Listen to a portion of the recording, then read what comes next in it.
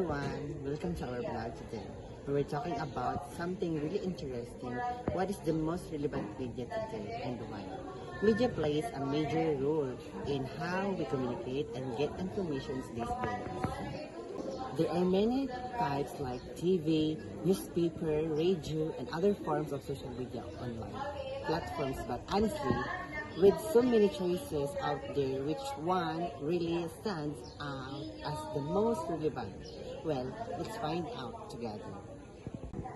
Personally, I think social media is the most relevant media now. Platforms like Facebook, Instagram, Twitter, and TikTok let us connect with people worldwide instantly. Plus, we get real-time updates. It's super fast. Social media also shape trends and Plus, we get real-time updates. It's super fast. Social media also shape trends and opinion, especially among younger people. Unlike traditional media, it's interactive, so we don't just receive info. But let's not forget traditional media. TV and newspapers are still important. They give us reliable, verified news.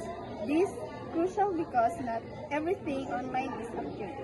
Also, traditional media reaches those who might not use social media like older folks, so even with digital growth, traditional media provides a solid foundation of trustworthy information.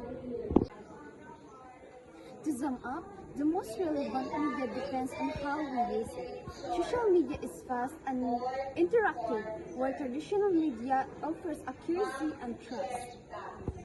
For me, the best approach to use both, they actually complement each other. By understanding and balancing these media types, we stay informed and connected in this fast-paced world.